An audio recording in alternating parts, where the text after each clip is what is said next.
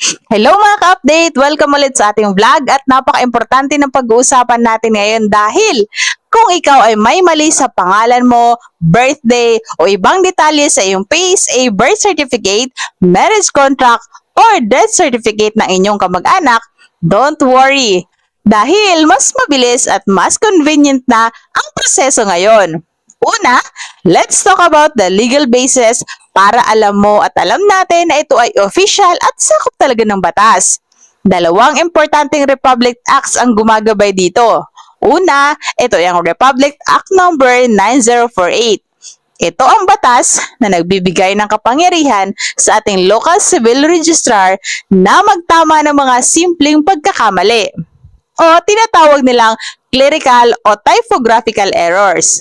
Sakop nito ang maling spelling ng iyong pangalan, maling araw o buwan, o maling lugar ng iyong kapanganakan.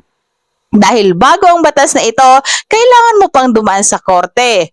Sobrang mahal at ang tagal ng ilang buwan o taon. Aabutin talaga ng ganon. Ngayon, pwede na itong asikasuhin mismo sa inyong munisipyo or sa inyong city hall. Pangalawang batas, ito ay ang Republic Act number 10172. Ito ang nag-update at nagpalawak sa RA 9048. Dahil sa ilalim nito, pwede nang itama ang nakalagay na kasarian o sex or gender marker, pati na rin ang petsa ng inyong kapanganakan. Basta meron lang talaga maipakitang valid proof tulad ng medical certificate o ibang opisyal na record. Dahil tandaan, ito ay para lang ituwid ang impormasyon, hindi para palitan ang inyong pagkakakilanlan ng walang sapat na basihan. Now, the main highlight is APCAS o Administrative Petition for Correction Automated System. Ito ang bagong web-based digital platform na inilunsad ng PSA para talagang mapapabilis ang mga proseso at ang buong proseso. Let's compare dati at ngayon para mas malinaw sa atin. Before kasing APCAS, puro papel lang talaga ang galawan mula LCRO. Ipapadala pa ito sa mga PSA Provincial Office, tapos sa Regional, hanggang Central Office sa Maynila. Meron itong 12 steps na proseso, kaya madalas umaabot talaga ng ilang buwan bago matapos yung proseso na yon. Pero, sa APCAS, digital na ang connection. Nabawasan ng steps mula 12 to only 6 steps na lang. Ang LCRO officer ay pwede nang i-encode, i-submit at i-monitor ang inyong petition online, direkta sa PSA offices. Walang hilaan ng makakapal na papeles. Ngayon, sa PSA, nababawasan ang oras ng pagproseso ng hanggang 80%. Ang laking bagay.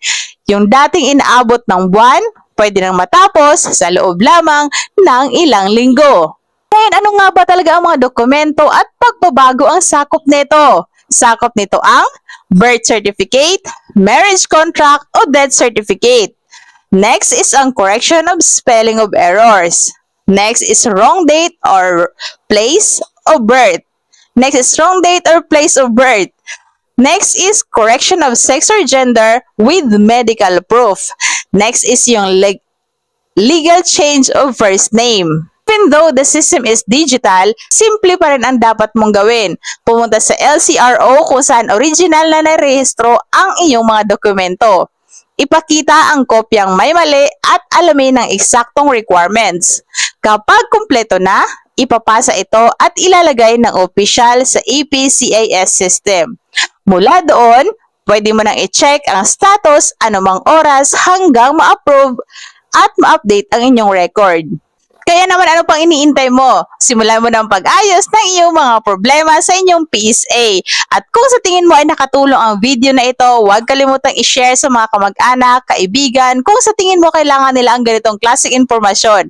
At huwag kalimutang mag-like, subscribe, at hit the notification bell para lagi kayo updated sa mga tutorials, information, and updates namin tungkol sa governments at kung ano-ano pa na pwede naming maitulong sa inyo. Salamat sa panonood and see you next video. God bless us all!